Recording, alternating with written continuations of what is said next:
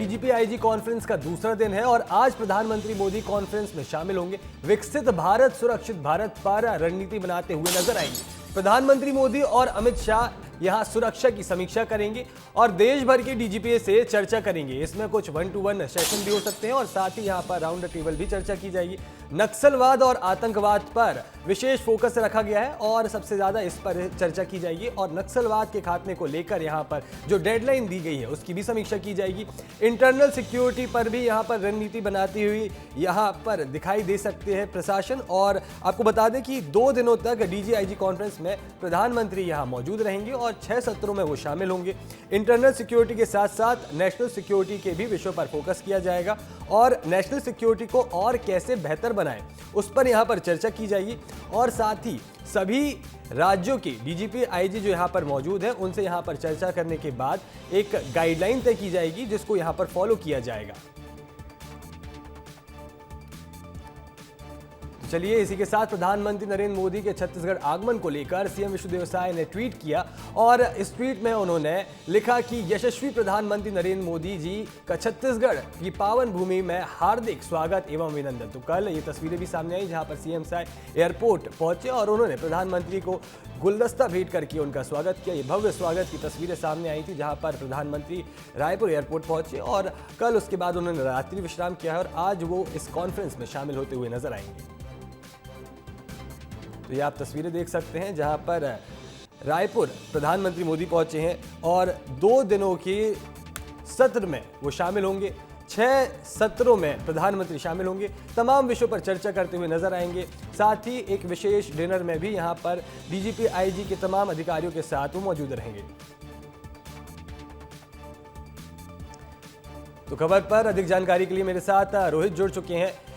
रोहित, कल प्रधानमंत्री मोदी रायपुर पहुंचे जहां उनका भव्य स्वागत हुआ, तस्वीरें सामने आई और सीएम ने ट्वीट करके आभार भी जताया और अब 2 दिनों तक डीजीआईजी कॉन्फ्रेंस के 6 सत्रों में शिरकत करते हुए प्रधानमंत्री नजर आएंगे।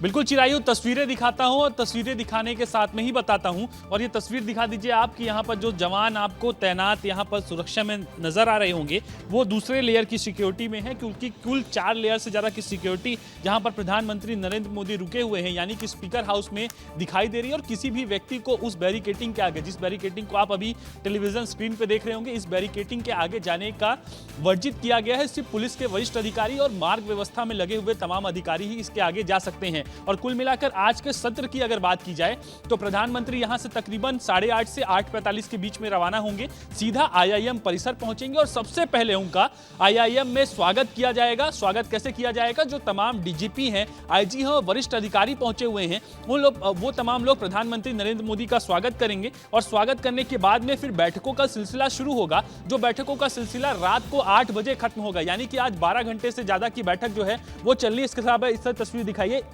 कि लगातार जो मार्ग है, अलग अलग मार्गों को जो है वो यहाँ पर बाधित किया गया ताकि किसी भी तरीके से प्रधानमंत्री की सुरक्षा में चूक ना हो। तो ये दिखाइए, इस तरफ एक लेयर की बैरिकेटिंग आपको दिखाई देगी, दूसरी लेयर की बैरिकेटिंग जहाँ पर मैं खड़ा हूँ वहाँ पर है, तीसरे लेयर की बैरिकेटिंग जहाँ पर जवान बैरिकेटिंग किए हुए हैं वहाँ पर है और उसके आगे फिर एसपीजी पूरी तरीके से मोर्चा जो है वो संभाल रही है। और ये वही रूट होगा जिससे प्रधानमंत्री नरेंद्र मोदी निकलेंगे और यहाँ से सीधे आईआईएम कैंपस के लिए जाने वाले हैं। कुल 4 सत्र विशेष तौर पर इसमें है और सबसे बड़ा चर्चा जो है वो इंटरनल सिक्योरिटी, इसके साथ ही जो नए नए तरीके के व्यवधान आ रहे हैं, नए नए तरीके की जो चुनौतियां पुलिस के सामने आ रही है उसको लेकर चर्चा की जाएगी। एआई के उपयोग को लेकर जो है वो चर्चा की जाएगी कि पुलिसिंग में एआई का उपयोग कैसे करना है। इसके साथ ही कई और विषय हैं जिनको लेकर आज कुल 4 सत्रों पे चर्चा होगी, जिन चारों सत्रों पे प्रधानमंत्री नरेंद्र मोदी शामिल होंगे। दोपहर का भोजन और शाम का भोजन भी वहीं पर होने वाला है आईआईएम परिसर में, यानी कि वो भोजन के लिए भी वापस निवास पर नहीं पहुंचेंगे, आईआईएम में ही पूरी व्यवस्था जो है वो रात तक की गई है। और संभवतः जो तमाम डीजी अलग अलग राज्यों के आए हैं उनके साथ में प्रधानमंत्री और केंद्रीय गृह मंत्री अमित शाह जो है वो भोजन कर सकते हैं। जानकारी ये मिल रही है कि अमित शाह थोड़ी देर में आईआईएम कैंपस पहुंचेंगे जहां पर योगा का सत्र है। उस योगा के सत्र में जो है वो केंद्रीय गृह मंत्री अमित शाह शामिल होंगे। उसके बाद वो वापस लौटेंगे, फिर 8:30 से 8:45 के बीच में केंद्रीय गृह मंत्री अमित शाह और प्रधानमंत्री नरेंद्र मोदी आईआईएम पहुंचेंगे जहां पर 12 घंटे के सत्र की आज से शुरुआत होगी। तो कुल मिलाकर आज दूसरा दिन है और दूसरे दिन आज प्रधानमंत्री इस सत्र में, इस कॉन्फ्रेंस में डीजीपी तमाम DGP इंतजाम कॉन्फ्रेंस में किए गए हैं शामिल और होने इस वाले हैं। सत्र को देखते हुए यहाँ पर विशेष इंतजाम किए गए हैं। एक बार इस खबर पर अधिक जानकारी के लिए मेरे साथ नीतीश भी जुड़ चुके हैं जो आईआईएम में मौजूद है इस वक्त। नीतीश, आप आईआईएम परिसर में मौजूद है, किस तरह की तैयारियां देखने को मिल रही है, क्या कुछ वहां पर हो रहा है, क्या हलचल हो रही है वहां पर? बिल्कुल, देखिए आज कॉन्फ्रेंस का दूसरा दिन है और दूसरे दिन की तस्वीर सबसे पहले आईआईएम की दिखाते हैं अपने दर्शकों को। ये देखिए उसी तरीके की तस्वीर है जिस तरीके से लगातार तस्वीर कल भी थी, जहां पर तमाम सुरक्षाकर्मी सुरक्षा का जायजा ले रहे हैं। जो अंदर जाने वाले तमाम अधिकारी हैं उनकी चेकिंग की जा रही है और फिर उसके बाद जो है अंदर भेजा जा रहा है। ऐसी जानकारी है कि गृह मंत्री अमित शाह थोड़ी देर बाद M11 से यहां पर पहुंचेंगे और लगभग जो उनका काफिला है वो तैयार हो गया है, पूरे रूट को खाली करा लिया गया है। इससे पहले कई अधिकारी यहां पर पहुंच चुके हैं। कल जैसी जो तमाम तैयारियां थी, सभी की गाड़ी को चेक करना, जो पार्किंग यार्ड है उधर मूव कराना, सारे अधिकारियों को गेट पास देकर अंदर पहुंचाना, तो ये सारी चीजें जो कल जैसी प्रोसेस थी उसी प्रक्रिया के तहत कर लिया गया है। और जब गृह मंत्री अमित शाह पहुंच जाएंगे और संभवतः ये देखिए रायपुर एसएसपी की गाड़ी हो सकती है जो कि रूट को पूरा देख रहे हैं, अवलोकन कर रहे हैं, या किसी वरिष्ठ आईपीएस अधिकारी यहाँ पर बैठे हुए हैं जो कि सुबह से ही तैनात हैं, मुस्तैद हैं और तमाम सुरक्षा व्यवस्था का जायजा लेते हुए नजर आ रहे हैं। तो इस तरीके से तमाम आधिकारिक महकमा भी जो है वो पूरा मुस्तैद हो गया है, क्योंकि अब प्रधानमंत्री मोदी को थोड़ी देर बाद आना है। तो ये देखिए तमाम जो वरिष्ठ अधिकारी हैं जिनको जिम्मेदारी दी गई थी वो सभी लगातार भ्रमण कर रहे हैं, सभी रूट को क्लियर करा रहे हैं, सभी जो चाक चौबंद व्यवस्थाएं हैं वो कराई जा रही हैं। और थोड़ी देर बाद गृह मंत्री अमित शाह पहुंच जाएंगे। एनएसए अजीत डोभाल से लेकर तमाम जो सीनियर वरिष्ठ अधिकारी हैं, प्रधानमंत्री नरेंद्र मोदी जो है 8 बजे वहां से चलेंगे, 8:15 में पहुंचेंगे। 12 घंटे आज यहाँ पर जो है बिजनेस सेशन की बात कर दीजिए। बिजनेस सेशन का मतलब व्यापारिक सेशन से नहीं है, बिजनेस सेशन मतलब जो मसौदा है, जो बिजनेस डील जिसे कहा जाता है, यानी कि जो केंद्र बिंदु है उन बिंदुओं पर बात, इसी तरीके से ब्रेक थ्रू बातचीत, टेबल पर जो है 1-to-1 मुखातिब होना, तमाम जो डीजीपीज हैं, सेंट्रल आर्म पुलिस ऑर्गेनाइजेशंस के जो तमाम हेड हैं, जो इनसे बातचीत करना, इसके साथ ही विशेष एजेंसियां, नीतीश, एक चीज और सामने आई थी कि एक राज्य के ऊपर, एक राज्य की जिस तरह की कार्य प्रणाली रहती है सुरक्षा की, उसको लेकर उसकी गाइडलाइन तैयार की जाएगी, इसको बाकी राज्य फॉलो करेंगे। क्या इसका भी आज ही यहाँ पर निर्णय किया जाएगा?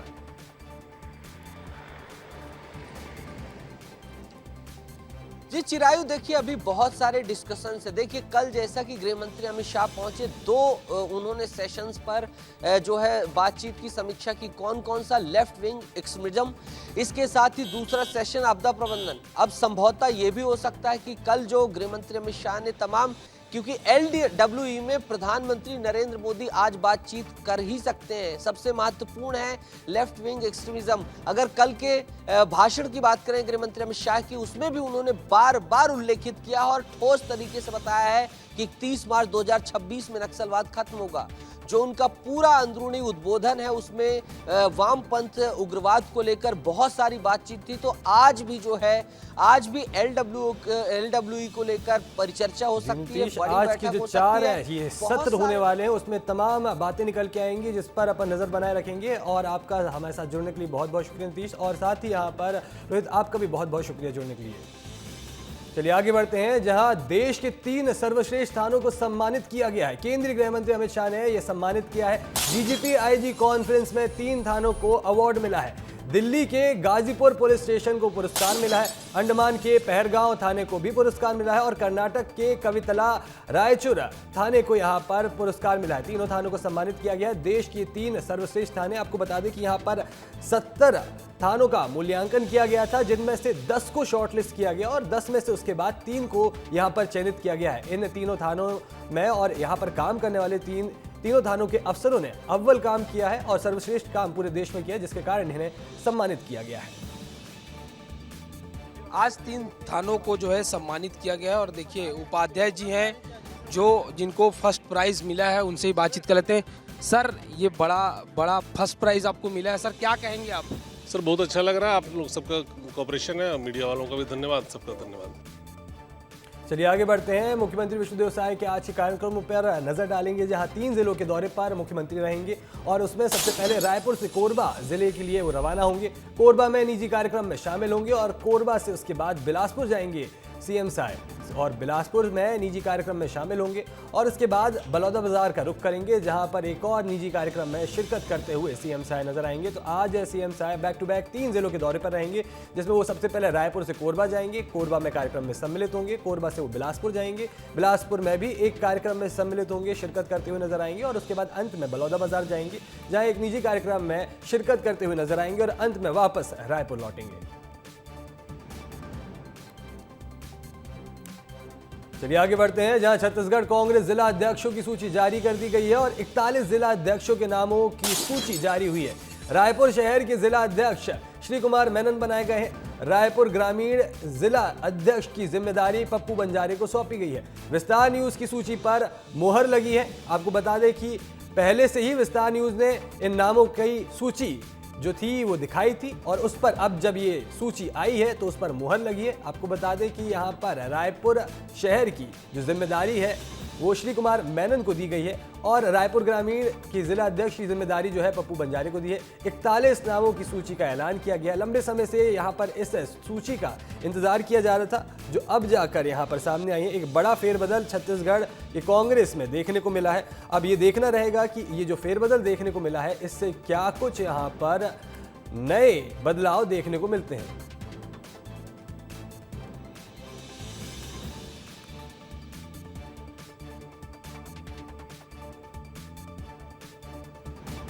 तो कांग्रेस जिला अध्यक्षों की सूची जारी की गई है। 41 जिला अध्यक्षों के नामों की सूची जारी हुई है, जिसमें से जो रायपुर शहर की जिम्मेदारी श्री कुमार मेनन को दी गई है, वहीं रायपुर ग्रामीण की जिम्मेदारी राजेंद्र पप्पू बंजारे को दी गई है। बिलासपुर शहर की जिम्मेदारी सिद्धांशु मिश्रा को दी गई है। बिलासपुर ग्रामीण जो है महेंद्र गंगोत्री को दी गई है और एमसीबी जिले की जिम्मेदारी अशोक श्रीवास्तव को दी गई है।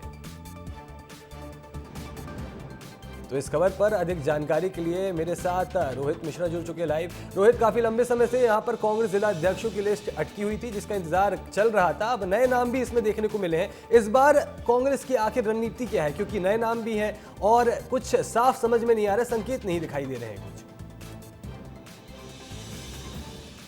बिल्कुल, देखिए संकेत दिखाई दे रहे हैं। संकेत ये है कि अनुभव और युवा दोनों को मिक्सअप किया जाए और एक ऐसी सूची बनाई जाए जिसमें युवाओं का जोश भी हो और अनुभव भी हो। तो ऐसे में जो वर्ग है, क्योंकि इसके लेकर गाइडलाइन तय किए गए थे पिछले दौरान जब बैठक हुई थी, तो युवा होना चाहिए जो जिला अध्यक्ष है। इसके साथ ही उसकी उम्र निर्धारित की गई थी, उसको कम से कम 5 से 7 साल का कांग्रेस का अनुभव होना चाहिए, कांग्रेस में वो रहना चाहिए, सक्रिय सदस्य के रूप में रहना चाहिए। तो उसी के आधार पर पूरी तरीके से जो चयन है वो जिला अध्यक्षों का किया गया, क्योंकि इसके पहले हमने देखा था कि कितने बड़े स्तर पे पूरे छत्तीसगढ़ में बैठकें चली थी, फिर दिल्ली में बैठक हुई। दिल्ली के बाद में जो प्रदेश प्रभारी है सचिन पायलट, उन्होंने भी जानकारी दी। साथ ही साथ नेताओं से चर्चा की गई थी, समाज के लोगों से चर्चा की गई थी, पत्रकारों से जो है उनके नाम लिए गए थे कि चर्चा जो है वो की गई थी। उसके बाद अब फिलहाल जो सूची है कल देर शाम जारी कर दी गई है। कुल कांग्रेस ने 41 जिला अध्यक्षों का नाम जारी कर दिया है और इतने ही संगठनात्मक जिले भी जो है वो कांग्रेस के हैं। इसमें खास बात यह रही है कि ऐसे में रायपुर शहर की जिम्मेदारी जो है वो श्री कुमार मेमन को दी गई है। लंबे समय से इनके नाम पे चर्चा चल रही थी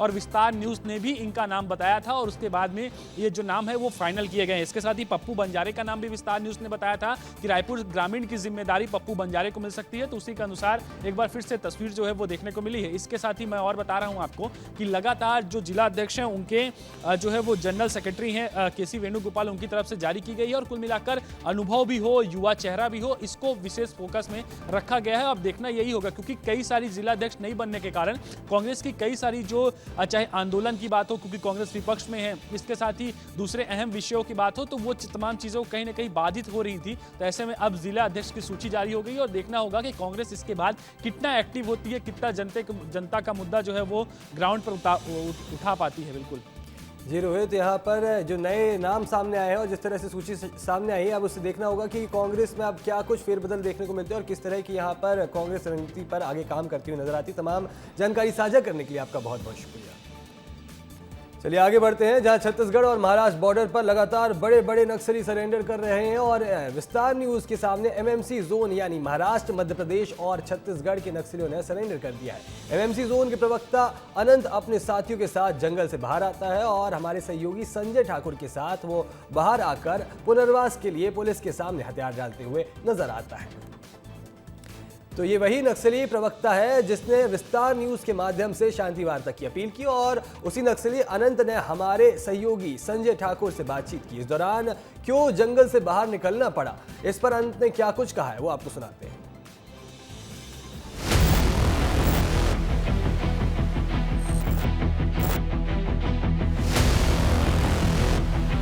बीते दिनों एमएमसी जोन के प्रवक्ता अनंत जी ने हमसे संपर्क किया था और उन्होंने ये कहा था कि अब एमएमसी जोन के कैडर्स भी मुख्यधारा में शामिल होना चाहते हैं।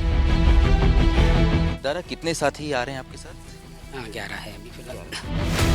आप बॉम्बे में रह चुके हैं? बम्बई में। एमएमसी में जो है फोर्स का दबाव बढ़ता जा रहा था। टूट फूट कर आना, टुकड़ों टुकड़ों में आना ज़्यादा बेहतर नहीं होता है, तो इसलिए एक वक्त लगेगा। आसानी से हमारे साथी यहाँ वहाँ नहीं मिलते। साथियों की बात कर रहे हैं तो रामधीर दादा की बात आती है। जी, उनसे बातचीत नहीं हो पाई, वही तो हम चाहते थे। तो अनंत ने पहली बार खुलासा किया है कि नक्सल संगठन की तरफ से पढ़ने के लिए उसे मुंबई भेजा गया था और अनंत की पढ़ाई का पूरा खर्चा संगठन ने ही उठाया है। पढ़ाई को लेकर क्या कुछ कहा है नक्सली अनंत ने, वो भी आपको सुनाते हैं। बम्बई में भी पढ़ा। आप बॉम्बे में रह चुके हैं? बम्बई में किस समय? 99, 2000, 2002 तक। बॉम्बे में आप क्या कर रहे थे? मैं कॉलेज की पढ़ाई कर रहा था। उस वक्त आप संगठन से जुड़े हुए थे, तो ये जो आपका कॉलेज का खर्चा था ये सारा संगठन की तरफ से जा रहा था? संगठन की तरफ से ही जा रहा था। तो वहाँ आपने क्या पढ़ाई की कॉलेज की? जी, मैं तो साइंस पढ़ना चाहता था और मेरा इंटरेस्ट भी दूसरी तरफ था, लेकिन फिर पार्टी ने मेरे सामने प्रस्ताव रखा कि साइंस के स्टूडेंट्स बहुत बिजी रहते हैं प्रयोगशाला में, उनके पास वक्त नहीं होता, वे संगठन से जुड़ने के लिए देखते नहीं, इसलिए फिर आपको आर्ट्स लेना चाहिए। आर्ट्स के स्टूडेंट जो है थोड़े भिन्न भिन्न इंटरेस्ट रहते हैं, सोशल इंटरेस्ट रहते हैं, एक्टिविटीज़ में रहते हैं, तो फिर उस लिहाज से फिर मुझे मतलब ना चाहते हुए भी आर्ट्स की तरफ जाना पड़ा था। तो नक्सलियों के लिए सुरक्षित बाहर निकालने के लिए विस्तार न्यूज के संवाददाता संजय ठाकुर ने गोंदिया रेंज के डीआईजी अंकित गोयल से फोन पर बातचीत की और डीआईजी अंकित गोयल ने नक्सलियों से फोन पर क्या कुछ कहा वो भी आपको सुना। इन्हें अंधेरा होने से पहले किसी सुरक्षित स्थल पर पहुंचना है। फिलहाल मेरे पास अंकित गोयल जी जो कि डीआईजी हैं गोंदिया रेंज, उनका कॉल आ रहा है और मैं उन्हें जानकारी दे देता हूं कि सभी हमारे साथ हैं। अंकित सर जी, सभी साथी मेरे साथ हैं फिलहाल। आनंद दादा यहाँ हैं, उनके साथ उनके 11 साथी हैं।